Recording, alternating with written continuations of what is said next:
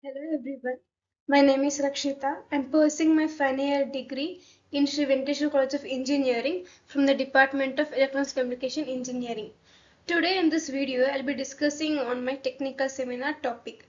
My topic is device-to-device communication for 5GB or 6G networks under the guidance of Professor Annegowda AB, Assistant Professor, Department of ECE, SVCA Bangalore, and presented by me, Rakshita.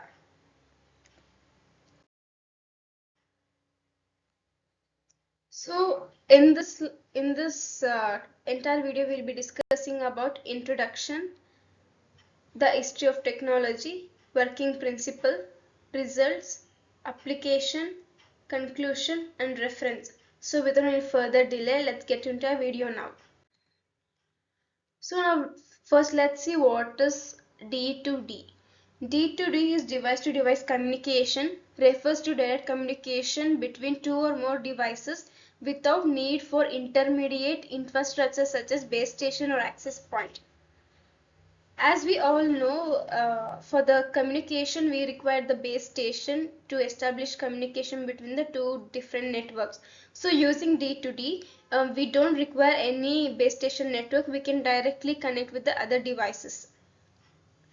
In D2D communication, device can establish direct links with each other to exchange data, share resources, or collaborate on tasks. The connection between each devices can be through Wi-Fi or Bluetooth, etc. So this is the diagram which shows the D2D communication. Here in earlier we need the base station. This is the new technology using D2D. In D2D we have two types, in-band and out-band. In in-band we have underlay and overlay. In out-band D2D we have controlled and autonomous. So let's see in detail one by one.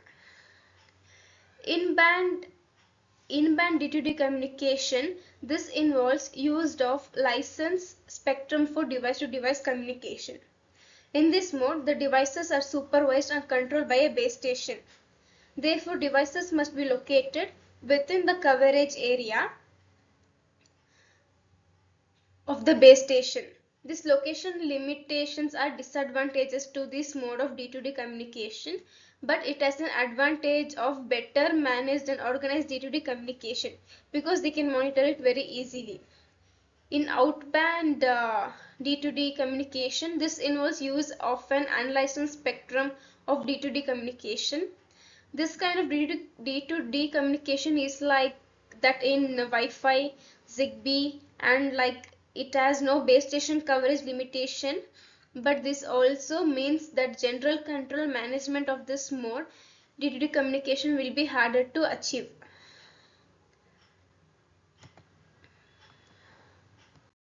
In this slide, we'll be discussing about history of technology. Earlier, the first evolution was through 1G and then 2G and then 3G, 4G, 5G, and now we are going beyond the 5G also, that is 6G. To cope up with the increasing demanding for the network capacity, new modulation techniques, signal processing and spectrum allocation techniques were employed to improve spectral efficiency and link capacity. They require many small base stations in indoor environments in order to meet the requirements of upcoming 5GB applications. This diagram shows the evolution of the mobile broadband services. In 1986, 1G was established with advanced mobile phone services, total access communication system. This was the foundation of LAN mobile radio communication. Later in 1992, 2G was evolved. It was using global system for mobile, and in 2004, 3G. This uses WCDMA, that is wideband code division multiple access, and in 2012, 4G, that is for light, that is long-term evolution, and in 2020 to the intelligent networks 5G. And today we are going beyond 5G also using D2D communication. The concept of D2D came into existence through the 3GPP. Actually, the 3GPP is the third generation partnership project which was with the 3G network. 3GPP is the leading standardization organization for 5G system which define a collection of D2D scenarios in 5G networks. The latest 3GPP releases have given significant consideration to standardized D2D communication combined in long-term evaluation advanced ecosystem. This is a general outlook of an 3GPP project. Here the individual 3GPP member which did R&D on the D2D and inside 3GPP approval and next the technical report, and then it was into the application. In this slide we'll be discussing about methodology, that is integrated D2D communication with 5G IoT. Here some are the examples of the integrated D2D communication. Integrated device-to-device communication with 5G Internet of Things network represents convergence of two powerful technologies. In this integrated framework, D2D communication enables direct communication with the nearby IoT devices by passing traditional infrastructures-based communication. Here, D2D communication is to play a crucial role in the evolution of 5G 16 networks, offering numerous benefits such as improved network efficiency, enhanced user experience, and support for innovative application and services also. D2D communication is a key enabler for unlocking full potential of 5G and 16 network, offering benefits such as enhanced network capacity, improved coverage, and less latency also. As these networks continue to evolve, D2D communication will play a crucial role in shaping the future of wireless communication. In this slide, we'll be discussing about D2D communication with different recent technologies in 5G. Here I have listed some of the recent technologies. We will see in detail one by one. The first is the Internet of Things, that is IoT. D2D communication can be integrated with IoT networks to facilitate direct communication between IoT devices by passing the need for routing through centralized infrastructure. Next we shall see about unmanned aerial vehicle, that is UAV. An unmanned aerial network, UAV, commonly known as drone, is an aircraft without a human pilot aboard. Next is an visible light communication, that is VLC. VLC is a wireless communication used in D2D communication, which utilizes the technology visible light as the medium for the transmitting the data. Next is the millimeter wave, that is MM wave. Integrating D2D communication with MM wave technology enables high bandwidth with short range communication between nearby devices.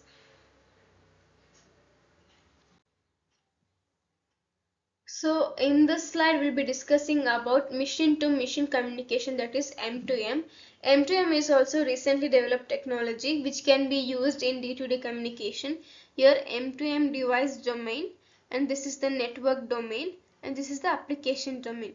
Here so many M2M areas are connected to the network domain and which is connected to the application. M2M, that is machine to machine communication, refers to the direct communication between devices, sensors or machines without human intervention. In the context of device to device communication, M2M system offers follow a model that facilitates seamless and efficient data exchange between machines. Here some are the overviews of M2M, that is device discovery, connection establishment, data exchange, resource management, application integration, feedback and adaptation. The sixth generation of mobile communication is expected to launch commercially in 2030, which will allow the Internet of Everything. 5G and beyond will perhaps not be able to attain all IoE requirements, and this will push researchers towards looking solutions that can meet higher demands in 6G. D2D communication in forefront candidate, the technology for short communication in future generation. Device can communicate directly information signals without any base station, as we have discussed in our earlier slides. Key technologies and novel approaches for 6G and behind encompass a wide range of innovation aimed at revolutioning wireless communication network.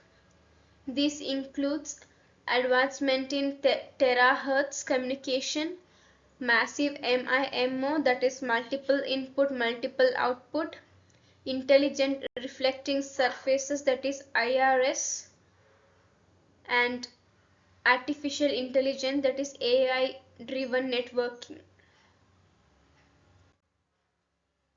So these are the future scope of D2D communication, which we can see in so many domains in D2D clustering, intra-chip D2D, M2M, high precision manufacturing, on-device machine learning.